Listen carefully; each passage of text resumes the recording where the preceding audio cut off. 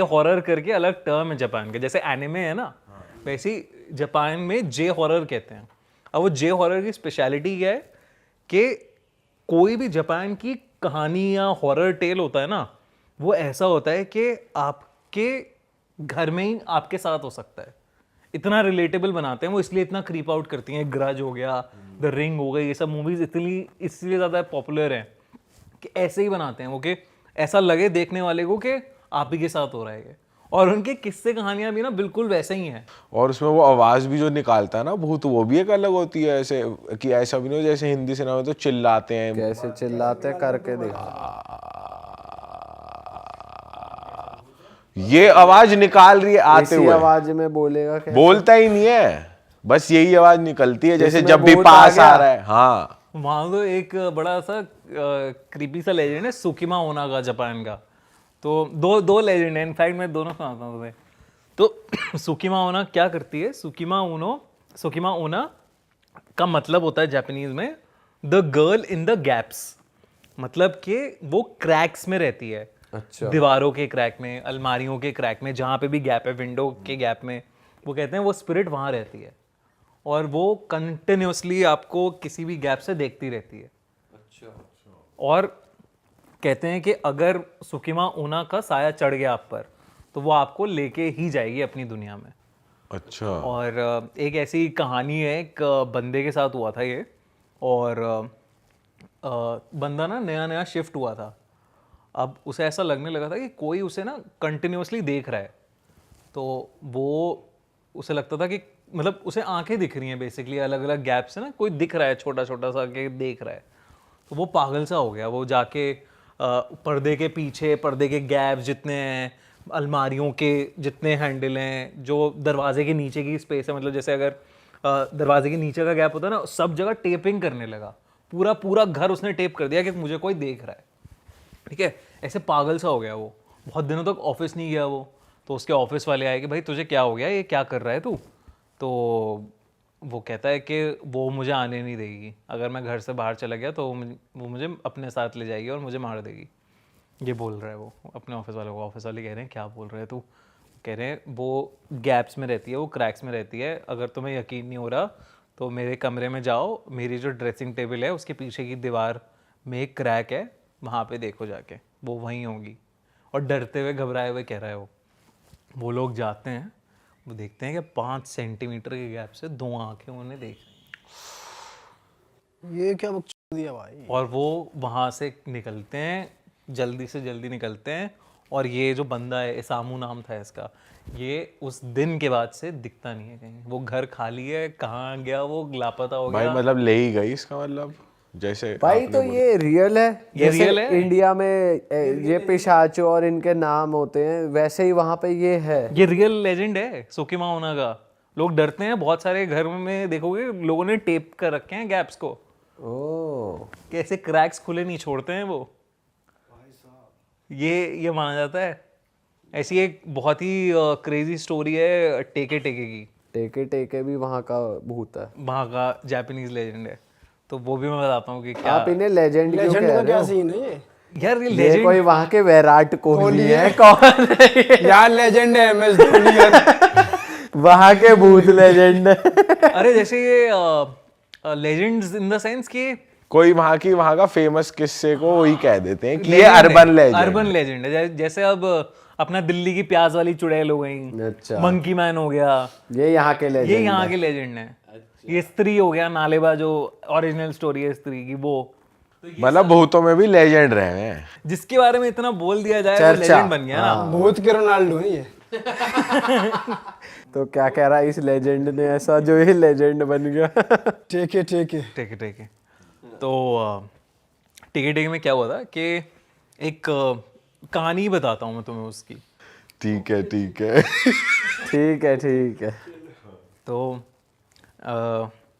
एक बंदा था, तो वो स्कूल से टीनेजर आदमी, अब वो स्कूल से जब भी वापस जा रहा था ना, तो उसे घर की खिड़की से एक लड़की दिखती थी जो उसे देखे जा रही है अच्छे से, मतलब कुछ कांटेक्ट हो रहा है, कुछ केमिस्ट्री बन रही है दोनों में। और वो रोज़ जा रहा है, रोज़ देखता है, वो खिड़की पे वो बंदी है और उसे देख रही है।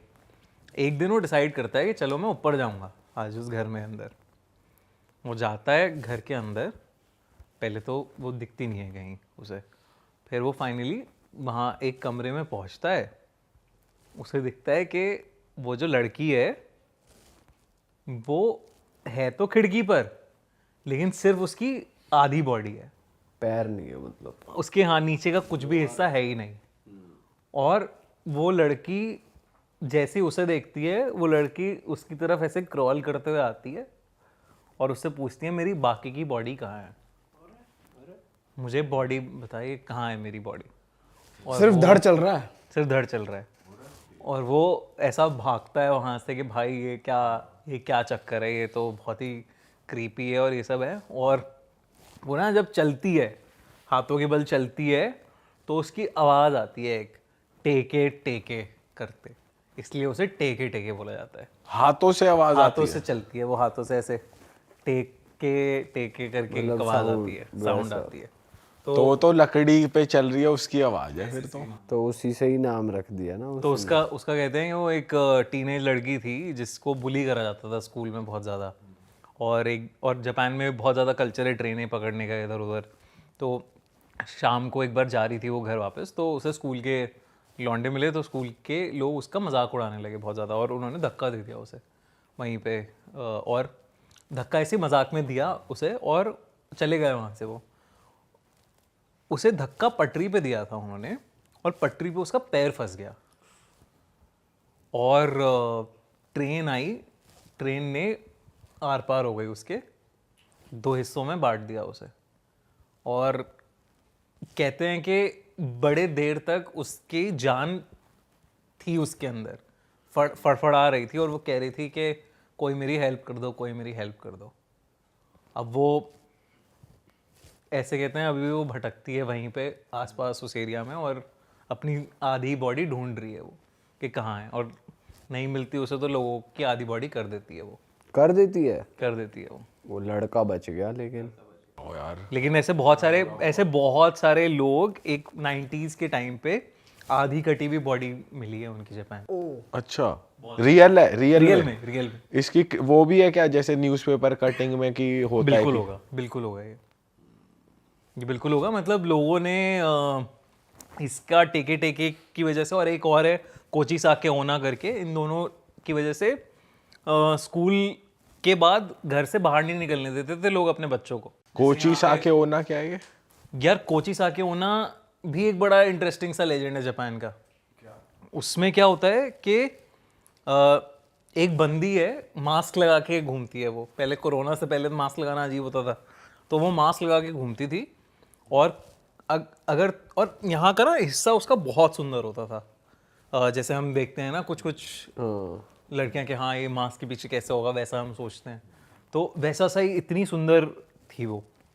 अब वो जाके लोगों से पूछती थी कि क्या मैं सुंदर हूँ, ठीक है, मास्क पहना हुआ है उसने।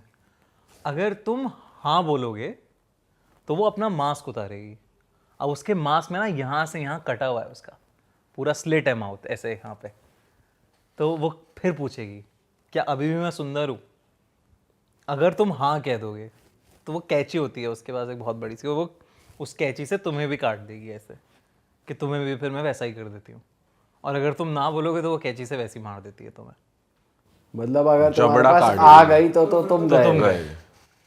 तो तुम गए। और इसलिए लोगों को, बच्चों को निकलते नहीं थे एक टाइम पे, बाहर नहीं निकलते थे, बिल्कुल गलियों में ऐसे घूमते थे। क्या आ जाता था कि उसका पति एक समुराई वॉरियर था, और वो जब ऐसे लड़ने गया हुआ था तो इसके पीछे से इसका कोई अफेयर हुआ था लड़की का, और बहुत सुंदर थी ये लड़की।